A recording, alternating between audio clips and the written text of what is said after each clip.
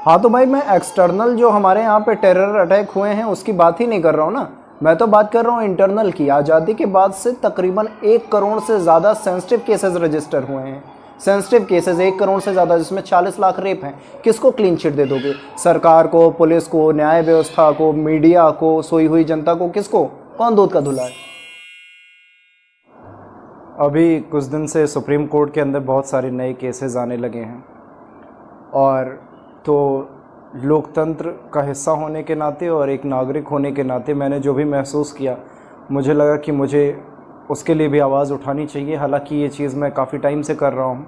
पिछले साल भी मैंने बहुत सारी ऐसी वीडियोस बनाई थी रेप को लेकर के। तो मेरी नज़र में क्या, मुझे लगता है ऑलमोस्ट सभी की नज़र में रेप से ज़्यादा हीनियस क्राइम और रेप से बड़ा कोई क्राइम इंडिया के अंदर नहीं है। बहुत सारे केसेस रजिस्टर होते हैं, बहुत सारे केसेस नहीं रजिस्टर होते हैं। हर बार नेशनल क्राइम रिकॉर्ड ब्यूरो एक सूची जारी करता है जिसमें बहुत सारे केसेस रजिस्टर होते हैं, बहुत सारे पहले के केसेस पेंडिंग होते हैं, है ना, जो किसी मकाम तक नहीं पहुंचे होते हैं। तो देखिए, मैं किसी भी टिपिकल फास्ट ट्रैक कोर्ट की बात नहीं करूंगा, किसी भी टिपिकल लॉ एंड ऑर्डर की बात नहीं करूंगा, किसी भी इंडियन पिनल कोड की बात नहीं करूंगा। सिंपली कुछ पॉइंट्स हैं जो ज़रूरी हैं, मैं आज सॉल्यूशन पे बात करूंगा, और उन पॉइंट्स को अगर अप्लाई कर दिया जाए, अगर उनको लॉ एंड ऑर्डर बना दिया जाए, हो सकता है वो कोई प्राइवेट बिल ना हो जिनको सदनों की ज़रूरत पड़े, यानी कि लोकसभा और राज्यसभा की मंजूरी की ज़रूरत पड़े, है ना। अगर जनता की मंजूरी उनको मिल जाती है तो वो कानून पारित हो जाएंगे, पास हो जाएंगे। और तो ज़रूरी है कि इस पर गौर किया जाए। समाज के हित के लिए, समाज की सुरक्षा के लिए कुछ क्लॉजेज़ हैं, और जिसमें कुछ एडिशनल क्लॉजेस बिल्कुल नहीं है, जिनकी ज़रूरत नहीं है, जिनकी वजह से लूप मिलता है, जिनकी वजह से कोर्ट में उन लॉ एंड ऑर्डर्स को लेकर के मैनिपुलेट किया जाता है उस सिस्टम को, मैं आपके सामने रख रहा हूँ। तो पहला जो क्लॉज है, जिसमें कोई और एडिशनल क्लॉज नहीं होना चाहिए, जिसकी वजह से कोर्ट में बहुत सारे केसेस मैनिपुलेट हो जाते हैं, बहुत सारे एविडेंसेस मिसिंग हो जाते हैं, बहुत सारे जो पहले से जो प्रिंसिपल्स लिखे हुए हैं तो उन प्रिंसिपल्स पर बहुत सारी चीज़ें आधारित नहीं होती हैं, इस वजह से वो केसेस रिजेक्ट हो जाते हैं। सिंपली अटेम्प्ट टू रेप जो केस होता है, जिसमें एक कोशिश होती है रेप की, 15 साल से ऊपर किसी भी इंसान, हम जहनी तौर पर ये मानते हैं कि हर इंसान का जो बौद्धिक स्तर है वो 15 साल के ऊपर, वो एक जो है बच्चे का नहीं रह जाता है, फिर वो धीरे धीरे एक समझदारी विकसित होती है, और एटलीस्ट इतना तो पता ही होता है कि क्या करने से क्या होगा, हमारा सही क्या है, गलत क्या है, अच्छा बुरा क्या है। तो बहुत सारे लोग ये भी कहते हैं कि अरे वो तो बच्चे में आता है, वो समझता नहीं है, उसका दिमाग इस तरह का है। देखिए, ये कोई बात नहीं होती है, यही है क्राइम को बढ़ावा देना।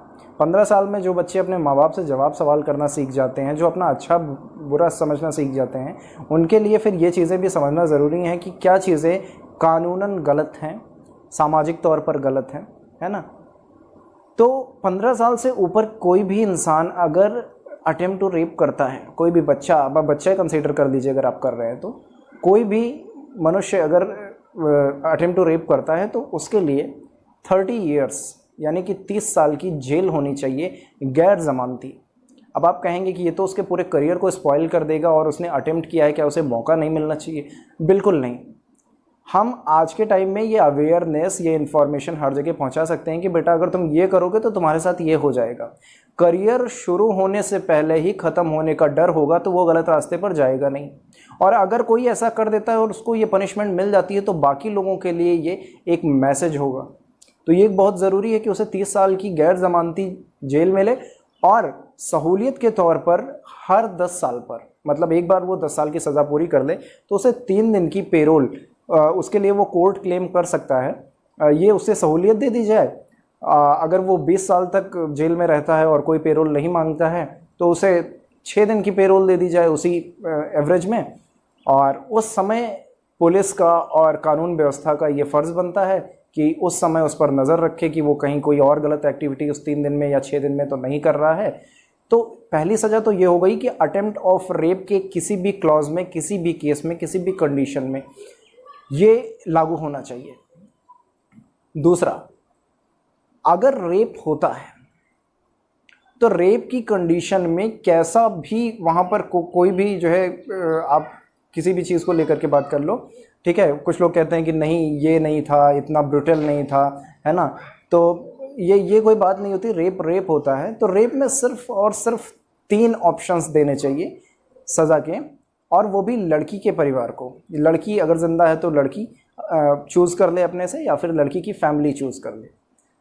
पहला, अपराधी को वो जिस शहर का है उसी शहर के किसी चौराहे पर उसका सर काट दिया जाए, कलम कर दिया जाए। दूसरा, उसे उसी शहर के किसी चौराहे पर गोली मार दी जाए। या तीसरा ऑप्शन, उसे उसी शहर के किसी चौराहे पर हैंग कर दिया जाए, लटका दिया जाए। अब इससे उस पूरे शहर को ही नहीं, आसपास के तमाम शहरों को एक मैसेज जाएगा, और उस इलाके में अगले कई साल तक रेप बंद हो जाएंगे। जब हम ये कहते हैं ना कि ये अपराध तो ख़त्म ही नहीं हो सकता, पूरी तरह से इसे मिटाना बहुत मुश्किल है, तो मुश्किल नहीं है। हम उस अपराध के लिए कर क्या रहे हैं, डिपेंड इस पर करता है। तो ये 3 सज़ाएं दी जा सकती हैं। 3 सज़ाओं में से कोई एक ऑप्शन जो है चूज़ किया जा सकता है उसके लड़की या लड़की के परिवार वालों की तरफ से। एक और क्लॉज है इसमें जो फाइनल क्लॉज है। अगर लड़की की हत्या कर दी गई है तो हत्या किस तरह से की गई है। हम सुनने में आता है ना, सुनने में बहुत अजीब लगता है, कई दिन तक लोग सुनने के बाद डिस्टर्ब हो जाते हैं। बहुत सारे लोग जो सोचने समझने वाले हैं, जो उस चीज़ को महसूस कर सकते हैं अपने ऊपर रख करके, बहुत सारे लोग तो इतना डर जाते हैं, इतना घबरा जाते हैं कि वो अपनी फैमिली को लेकर के वो सारी चीज़ें अज्यूम कर लेते हैं और बहुत डिस्टर्ब हो जाते हैं। तो उन लोगों के अकॉर्डिंग अगर हम ये सोचें कि किसी का मर्डर किया गया रेप के बाद, तो रेप के बाद मर्डर की जो कंडीशन है वो हम जो मतलब न्यूज़ में सुनते हैं, वो जलाकर मार दिया गया, या एसिड डाल दिया गया, एसिड में उसकी बॉडी को डाल दिया गया, या काट दिया गया बुरी तरीके से, है ना, धारदार हथियार से, या उसका गला घोंट दिया गया, या प्राइवेट पार्ट्स को बैडली अफेक्ट किया गया, ग्लासेस और बहुत सारी चीज़ें हैं उसमें, बहुत सारी न्यूज़ में ऐसी चीज़ें आती हैं। और तो अपराधी को भी एग्जैक्ट सिमिलर यही पनिशमेंट मिलनी चाहिए। इस केस में जब लड़की का मर्डर हो जाता है तो जो भी उसके साथ हुआ है एग्जैक्ट वही अपराधी के साथ होना चाहिए। ये भी एक बहुत बड़ा मैसेज देता है उन लोगों को जो ऐसी सोच, ऐसी घटिया और गिरी हुई सोच रखते हैं। तो मेरा कहना बस ये था, इसमें दुनिया भर की जो है प्राइवेट बिल्स की ज़रूरत नहीं है, बहुत सारे क्लॉजेस की ज़रूरत नहीं है ना, बहुत सारी कोर्ट प्रोसीजर्स की ज़रूरत नहीं है, बहुत फास्ट ट्रैक कोर्ट्स और बहुत सारे इन्वेस्टिगेशंस, बहुत सारे एविडेंसेस, विटनेसेस, सब कुछ चेंज हो जाता है। और जो है चाहे वो कानून व्यवस्था की तरफ से हो, चाहे वो कहीं किसी भी तरफ से हो, कभी कभी जो है जो पक्ष होता है, पीड़ित पक्ष होता है, वो भी कमज़ोर पड़ जाता है, तो उसकी तरफ से भी ये होता है। तो इसमें बहुत सारे कानून की ज़रूरत नहीं है, बहुत सारी व्यवस्थाओं की ज़रूरत नहीं है, ठीक है। तो ये मेरी सोच है एक नागरिक के तौर पर जो मैं महसूस कर सकता हूँ, और उम्मीद है कि आप इस बात से सहमत होंगे। और किसी को भड़काने के लिए, किसी को गलत मैसेज देने के लिए ये इन्फॉर्मेशन मैंने रिकॉर्ड नहीं करी है। अगर अच्छा लगता है तो शेयर करिए, अगर नहीं भी शेयर कर सकते हैं और एग्री हैं मेरी बात से तो इतना करिए कि अपनी आवाज़ में सपोर्ट करिए, क्योंकि हम लोग ना आजकल मानसिक कुपोषण का शिकार हो चुके हैं। हमें लगता है कि इस देश में कुछ नहीं बदलेगा, जबकि हम एक भी कदम आगे नहीं बढ़ाते हैं, है ना। तो हमें आगे बढ़ना चाहिए, हमें इन मुद्दों पर आवाज़ उठानी चाहिए और होप सो सब कुछ बदलेगा।